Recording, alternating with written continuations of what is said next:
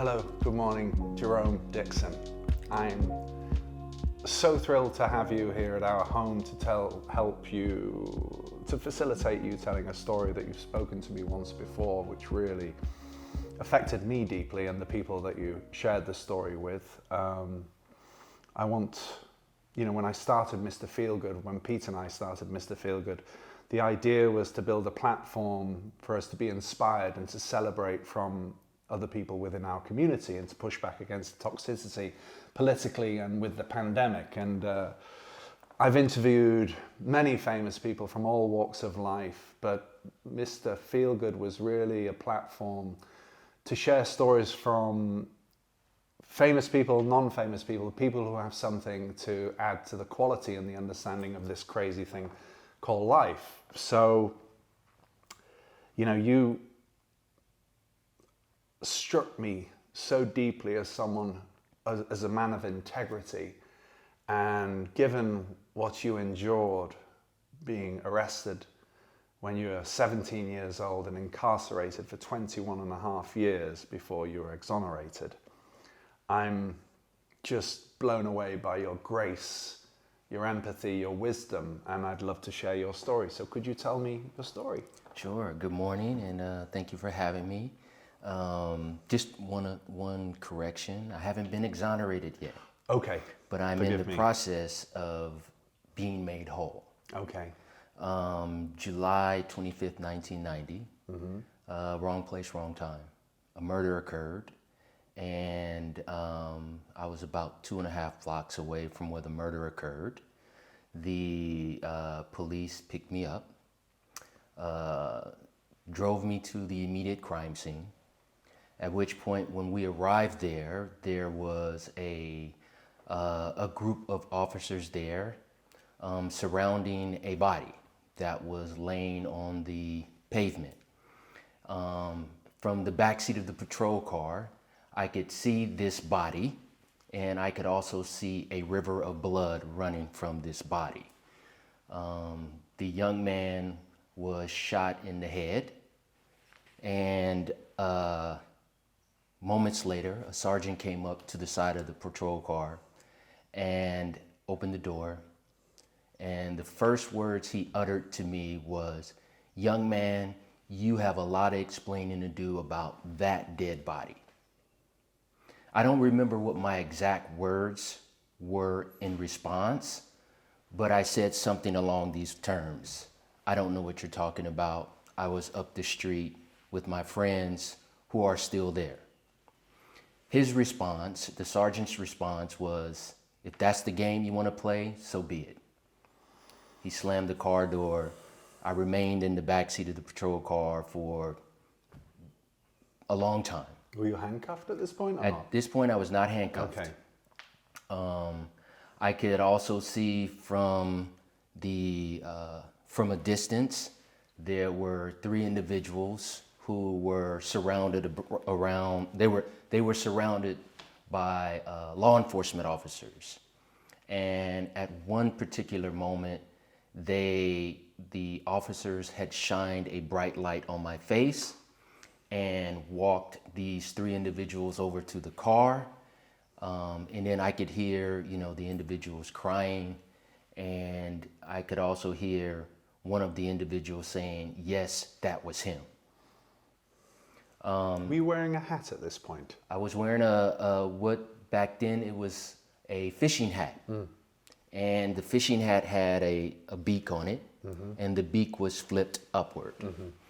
And sometime after that, that parading with the law enforcement officers at the car, they took me downtown. There I was put in a room, and in the room was a table with chairs, and sometime later I was met by an officer. An officer came in with a clipboard and some paper, and he said, "I just want to have a conversation with you.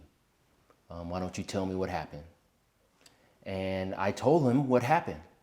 I told him that I was at my friend's place, and we were hanging out all day there. and I was awaiting for a friend of mine to come pick me up to take me home. Sometime later, the officer walked out of the room. And then there was another officer that came in, asked me the same questions, and I repeated the same truth statement. And, this went on for hours and hours. In fact, it went on for 25 hours. 25 hours, and didn't you get a phone call? Are they allowed to hold you for that amount of time, or? I wish I had the legal jargon to answer that question, but I don't. To answer your question, they read me my rights in the 25th hour. But I want to walk you through that process in retrospect. The first 8 hours, the interrogating officers were extremely friendly. They were very engaging. Going into that 16th hour, their demeanor and tone changed dramatically. It became more authoritative. The tone was, you're lying. It was, you're not telling the truth. They said that there were people that could would put me at the crime scene, and that if I didn't tell the truth, then I would never come out of that place. I would never come out of that room. And going into that next 24th hour, I just felt alone. I was terrified. I remember shaking uncontrollably with fear, uncertainty. And I remember coming up close to that 25th hour, I just couldn't take the pressure anymore. And I remember the interrogating officer said, I said, whatever you want to hear, I'll tell you. And I remember tears just coming down my face uncontrollably. And the investigating officer slammed his hands on the table, said, finally, we're getting somewhere, the truth. And so what happened was that the interrogating officers gave me what they thought happened. They gave me a scenario. They painted a scenario how they believed the crime happened. And they told me to reiterate that scenario to them, but put myself into the equation. And so as I put myself into their equation, they began to take notes and hit the record button. And this is how they got a confession from me. My confession alone was used against me. I was presented with, as my public defender said, a guaranteed deal. She said that I was in a no-win situation and it would be in my best interest to take this special deal to the California Youth Authority for first-degree murder, 3 counts of robbery, and assault with a deadly weapon. She said that by pleading to this, I would be released before my 25th birthday, and I would have my whole adult life ahead of me. And it would be in my best interest to take this deal. I didn't know what else to do.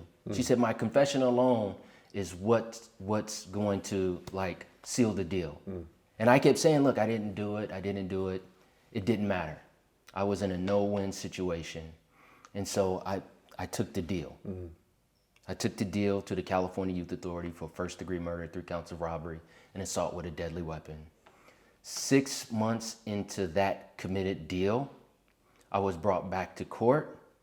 That deal was vacated.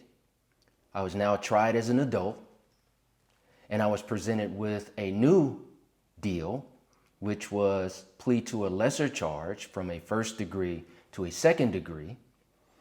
And by doing so, I would be pleading to a sentence of 18 years to life in adult prison. Once again, I was in a no-win situation. I had already confessed, and I had already pled guilty.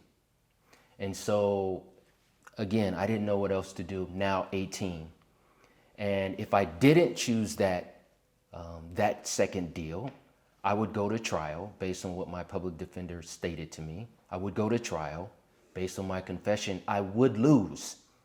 and I would receive the maximum sentence of 50 years to life in prison.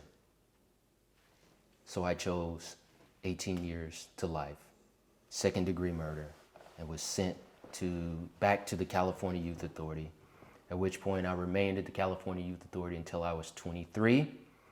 I was then transferred from the California Youth Authority to the Adult Department of Corrections and Rehabilitation, which is prison. Now I have to deal with a parole board process for them to determine whether or not I would ever be eligible for parole. Mm-hmm. However, I was an indeterminate lifer. Mm. And so that meant that they could hold me in prison for life. Mm. And so, I appeared before the parole board, I think 5 times, 6 times.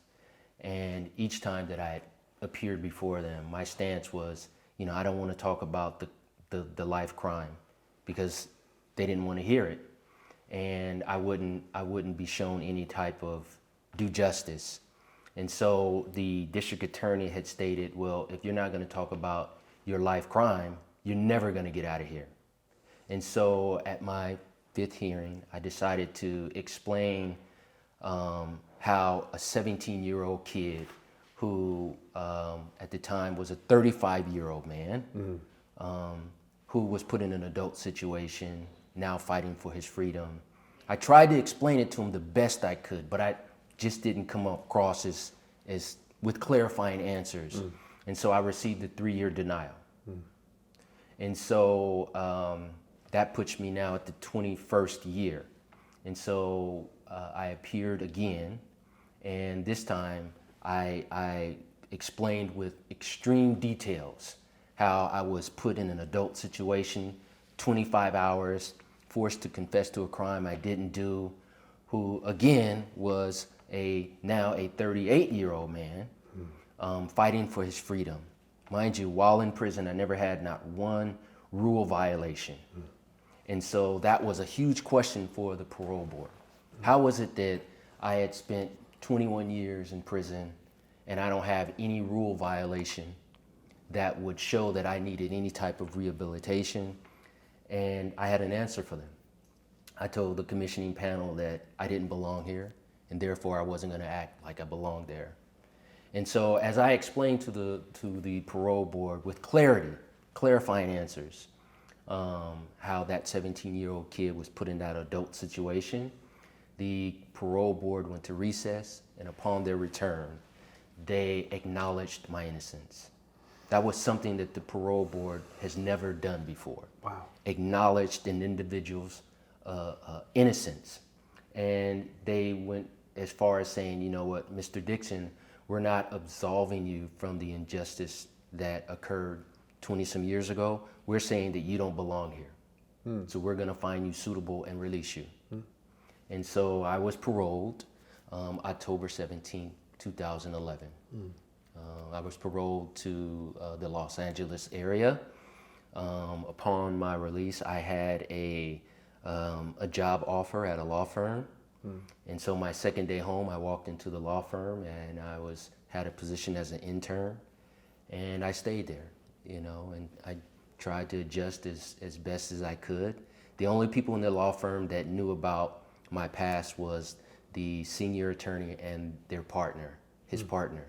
And so I masked where I came from very well, because I came home and I didn't want to be judged again and again and again. Because I wasn't exonerated. So there would always be that question mark. You say one thing, but yet the courts deemed something else. And so that was always a struggle for me. Wow, incredible story. How did you deal as a young man of 17, being taken away from a family that was a loving family, a good family, and being put into this sort of youth detention prison, I guess? How did you deal with that shift? How did you deal with keeping yourself so focused? How did you deal with the terror and the fear and the loneliness and the injustice of this situation? How were you able to, protect yourself, keep your marbles and keep your faith? Number one, it was very difficult. I never clicked up in prison. Never clicked up with any prison gang. Right. The last thing that I wanted to do was, call home and say, hey, Mom, guess what? I'm a gang member now. It was bad enough that I was in prison for something that I didn't do. And so I was an outsider. I was ostracized because I didn't click up. And there came a lot of, backlash from me being an outsider. I couldn't lift weights when everybody else. I couldn't do like some of I couldn't partake in a lot of the functions that happened on the prison yard because I wasn't affiliated. I was ostracized, and it was very difficult for a short period of time in my incarceration. I didn't really speak much. There was only 2 words that I probably uttered, and that was "What's up?" And again, it was very difficult. You asked how did I, maintain my sanity, for those years. For the most part, I entered into a dark little cave. I was safe there. Mentally I'm speaking. I was safe inside this cave. Nobody could harm me. I wouldn't allow anybody in. And a lot of that I had to deal with a lot of self issues, looking at myself in the mirror, having to ask myself, the hard questions. Dude, why did you confess to a crime you didn't do? What was the reason why? Why did you do it? It was very difficult trying to come to terms with why I did what I did. Why you said you did a crime that you didn't commit. Correct. Yes. But you were a young man, and you had extreme pressure on you, and you were taken, I would think, it was a shock, massive shock. And how are you able to sort of maintain that kind of center for 25, 24 hours with 2 grown cops sort of telling you, pushing you towards how they want to draw the narrative? I mean, it's extraordinary. Sure. In retrospect, John, I look back and, I was a wreck in the sense of those 25 hours. Let me just paint this picture for you. For 25 hours, I was 17. And, those 17 years of my life were joyous. Don't get me wrong. I was the typical rebellious, rambunctious child growing up, just like any other 17-year-old. And, I had, questioned myself a great deal. What did I do in those 17 years to deserve this? What did I do? And, I just couldn't come up with any logical answers that would justify me being sent to prison for a murder I did not do. And, I missed out on a lot of positive lived experiences for 21 years. And I like to sum it up by saying, just imagine holding a live grenade. And inside this live grenade was my 18th birthday, my 21st birthday, the milestones, 25th, 30th, etc. I have a big family. There's 8 of us in all. And I'm the baby. I have a twin sister. And, I missed my sisters being married, my nieces and nephews being born, Christmases, Thanksgiving. All of this was bottled up. All the milestone, great things that happened was bottled up inside this live grenade, and I held on to it for 21 years. And the reason why I held on to it is because I knew that the moment that I would let this grenade go would be the moment that I would explode or implode, and I just couldn't do it. I couldn't do it. But then I also had to do a lot of self-reflection. I had to do a lot of looking in the mirror, and I did. And I going back to me questioning that 17-year-old kid, I asked him, why'd you do it? Let's get to the root cause of that. And I remember there was a time when my parents had decided to separate. And I remember that they called all of my siblings in the living room, and they told us that they would be separating. Now, mind you, I was a child. I think I was probably about 10 or 11, maybe even a little bit older. I don't know, I can't remember. But I remember I was devastated hearing those words from my parents. And I remember I ran into the room, my room, and my sister came in behind me. And I was laying on the bed, crying, and she was trying to console me. Your twin sister or another sister? No, my older sister. Okay. And she was trying to console me. And I remember John telling her what she wanted to hear, so that it would get her to stop talking to me. And during that time, I developed that learned behavior. Okay. So anytime I got into a pressured situation, conflict, what did I do? I would tell people what they wanted to hear in order to get out of that situation. So as a 17-year-old kid put in that adult situation, what happened? I told law enforcement what they wanted to hear, thinking that that would save me, but it didn't. You know, I didn't get it till later on in life in prison when I challenged that 17-year-old kid. You know, but once I became that 17-year-old kid's man and started to speak on his behalf, my life changed. Amazing. You found your autonomy. You found who you were. Did you, just jumping back a little bit, you told me before you used to do the track.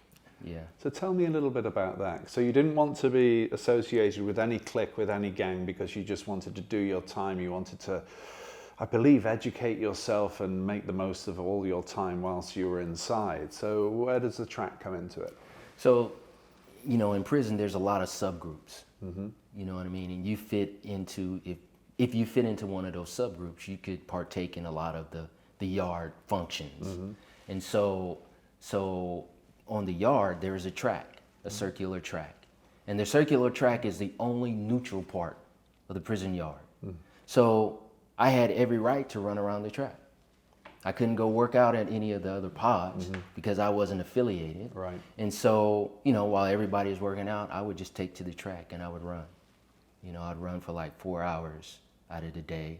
You know. Did you get a nickname? Did they call you the runner? What? No, I mean, did people just let you be? You know, I was just in prison. I was just known as JD. JD. You know, but that was my me time. Right. You know, I found peace in doing that. You know, running around the track. So much so that when I came home, I decided to run marathons, and I've ran 8 marathons since I came home. Amazing. You know.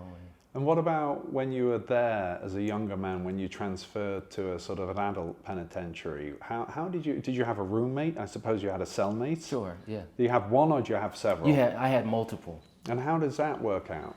You know, it was difficult. You know what I mean? Because you're cellied up with somebody who you know nothing about. You know, you don't know nothing about what his underlying causative factors are. You know, I don't want to be this guy's victim, etc. And then let me just say this, you know, in the 21 years, I've never, you know, seen how the media glamorizes prison. I've never seen anybody raped. You know, I've never seen anyone abused. Are there stabbings? Yes, absolutely. Are there, you know, is there riots? Is there gang violence? Absolutely, there is. You know what I mean?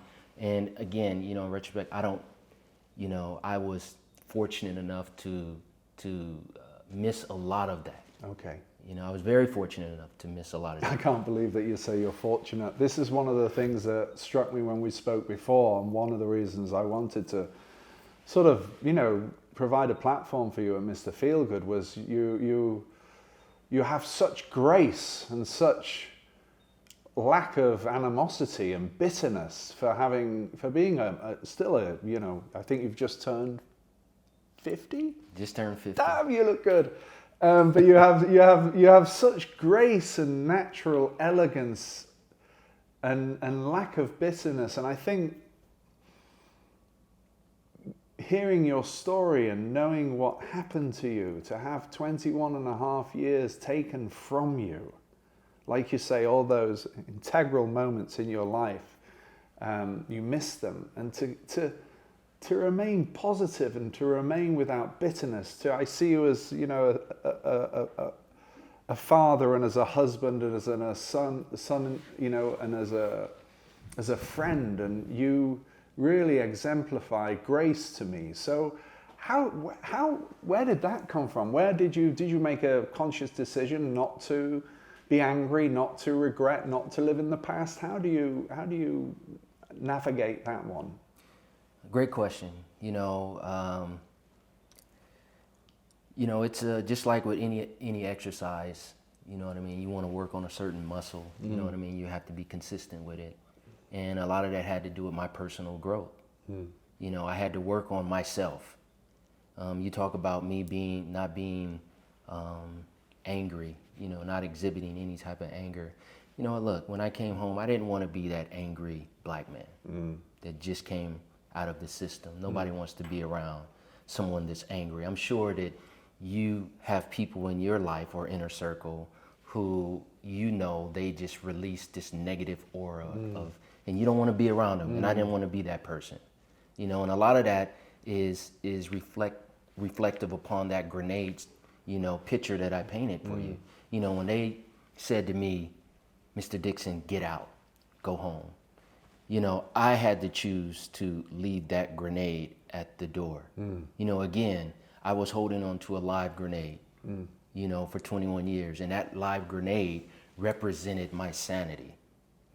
You know, let me go a little bit further. You know, my mother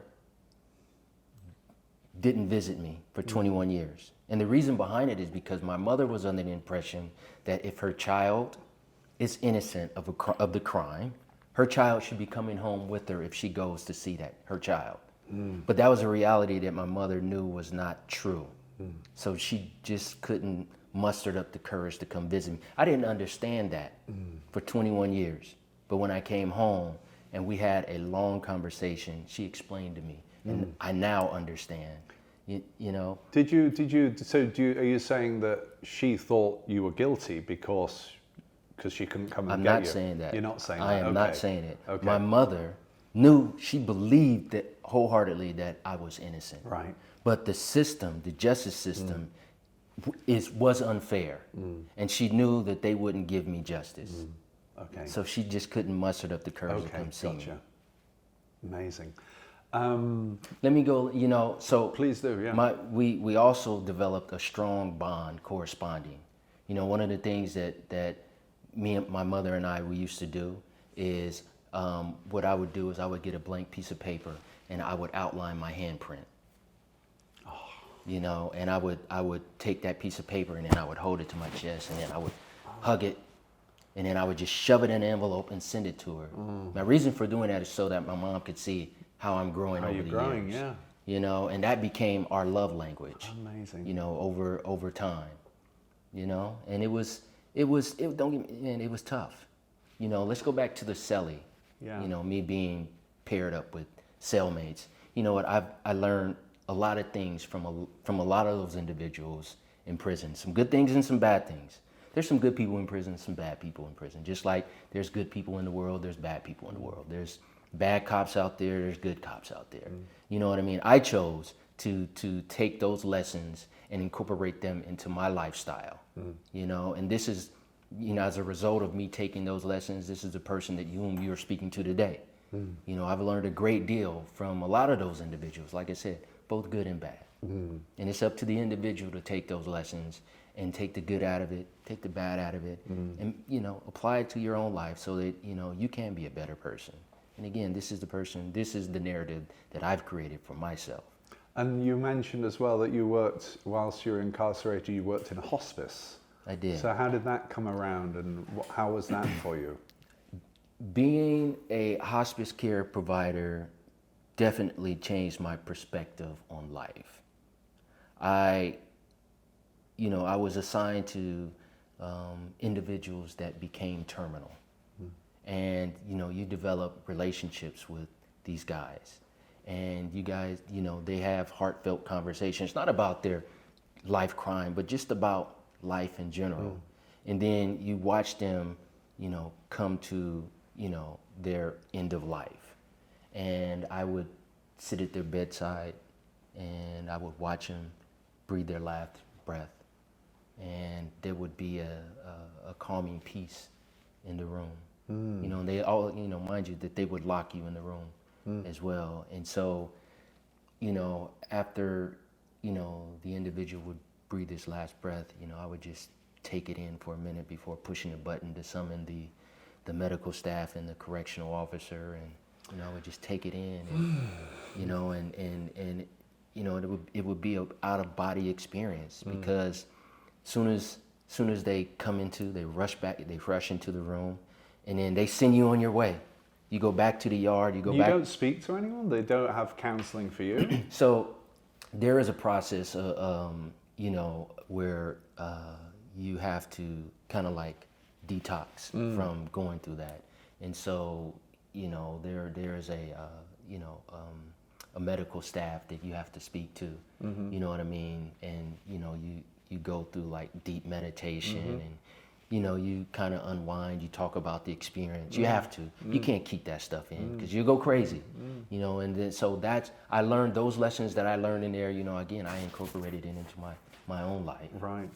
And how, did you have a mentor? Did you have a chaplain? Did you have somebody that you, especially when you were young, was there anyone that you could go and speak to who would give you counsel or would help you, you know, adjust to this sort of catastrophic shift in your life from being outside a regular 17-year-old to suddenly being, you know, inside?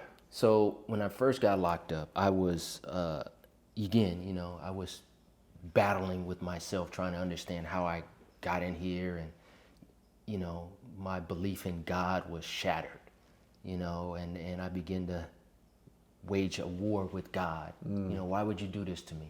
You know, why me? Why me? Why me? And, you know, so I shied away from religion.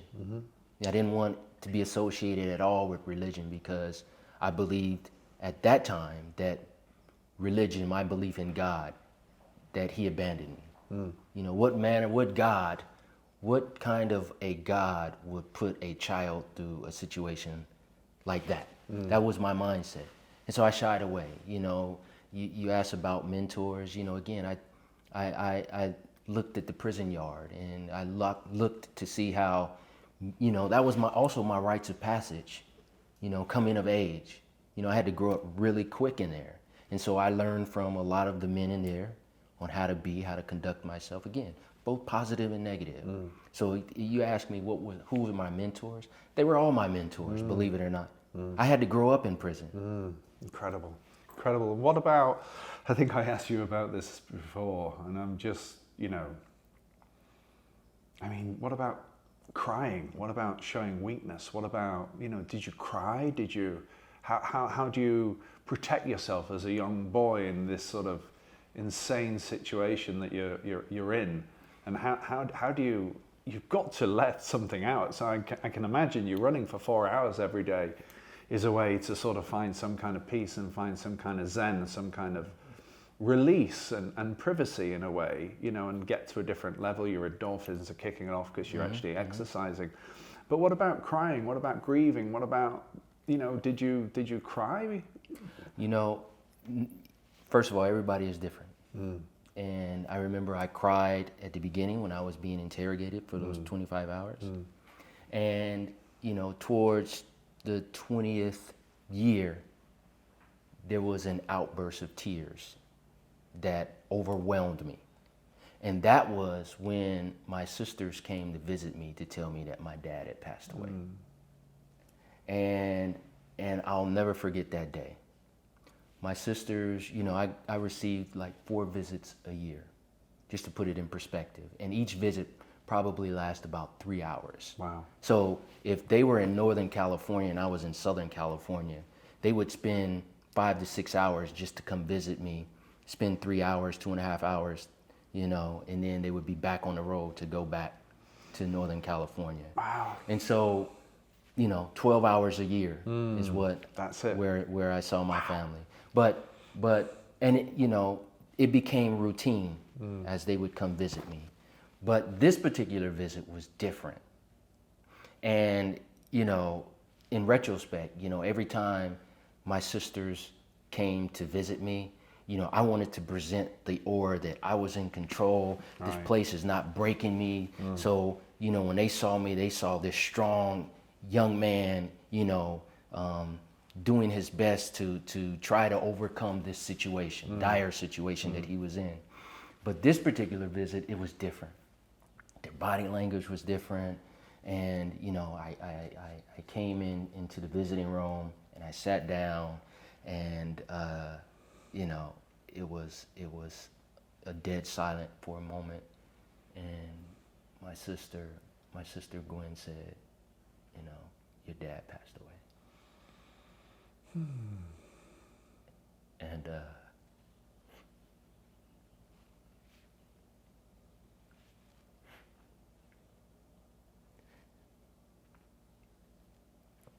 I always wanted my dad to see me walk out of that place strong and victorious, you know? And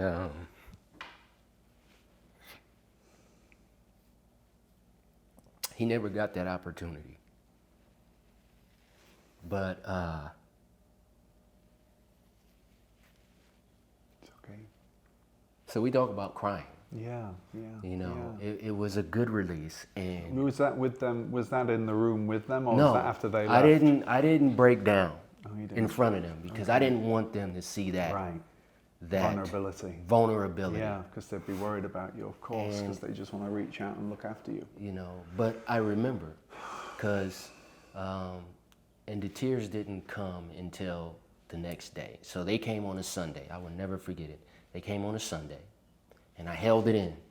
And then the next day, I went to my prison job assignment, and there was another guy in there, another inmate. And he had been down for like 30 some years. I'll never forget it. His name was Feliciano. We called him Wino. And, you know, we always had small talk. And we worked in a small little room. And there were 4 or 5 of us that worked in this room.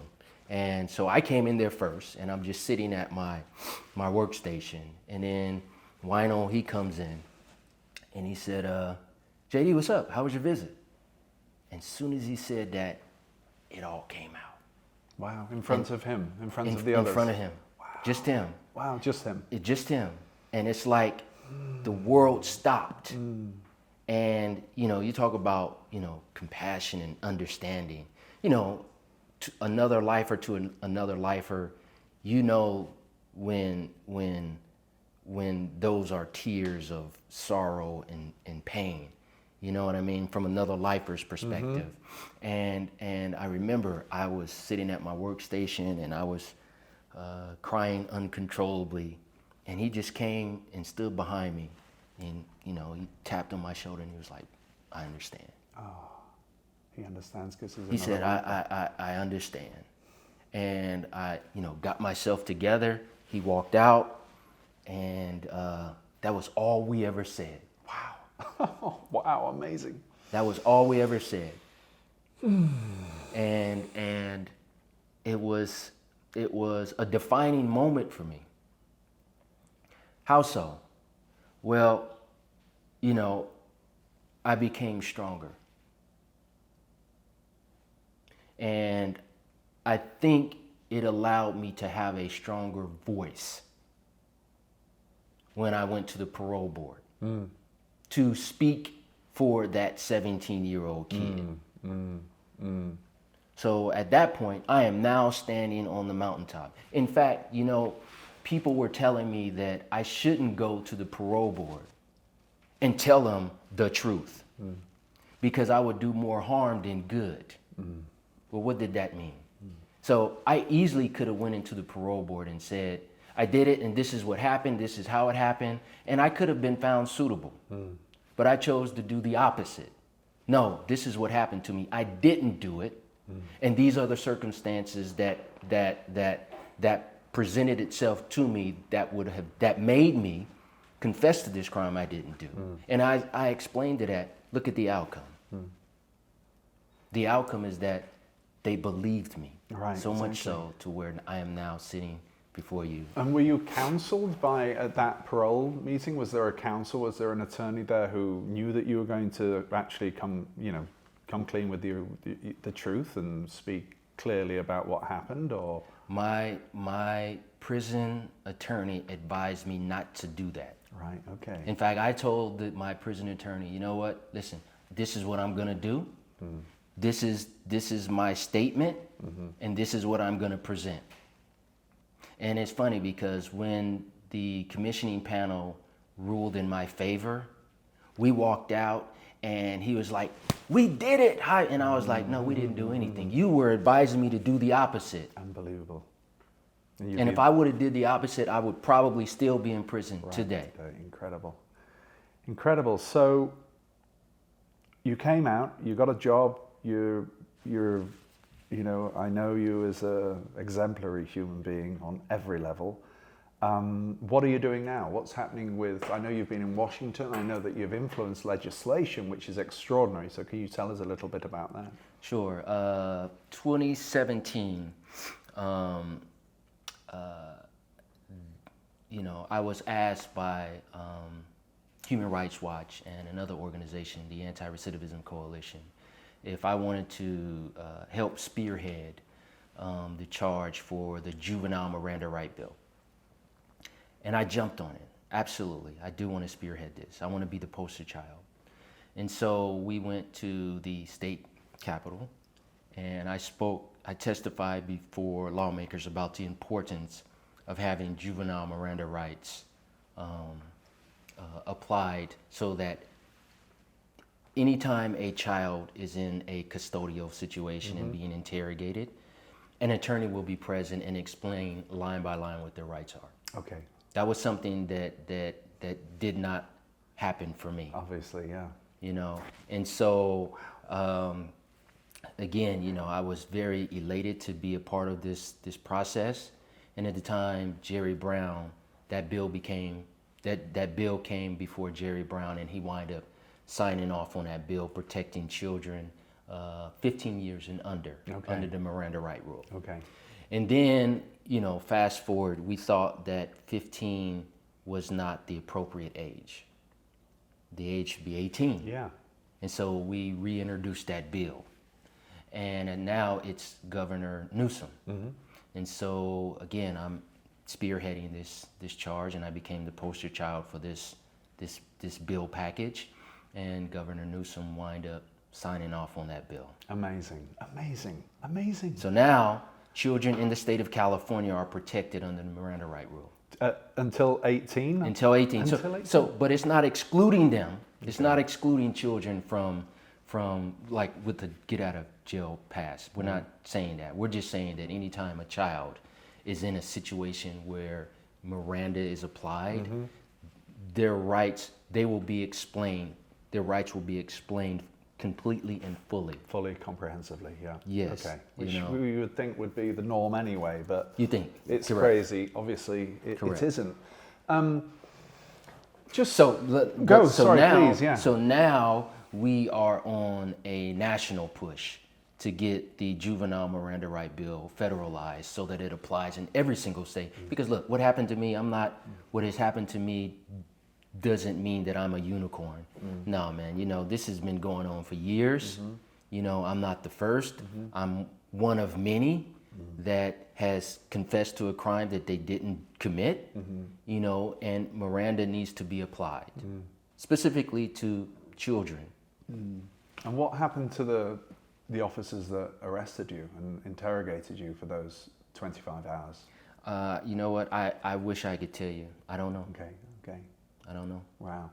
And then one little thing that you did mention to me, which I found quite amusing given my background, was that when you were in prison, you used to get GQ magazines. What's that about? Because I think I was in a lot of those GQ magazines during the same time around the 90s. So just explain that a little bit. Sure. You know what? When I was locked up, man, I developed this fascination for, style and dressing.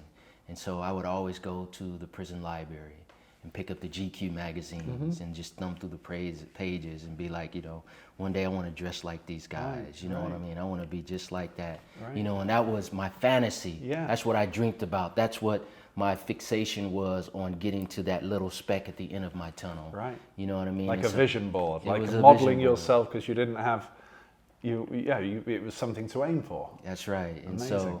So when I would go to the library, the library aides would automatically put aside the latest GQ magazine, and then when I would come in, I would get the magazine and go through it, and it was a way of life for me.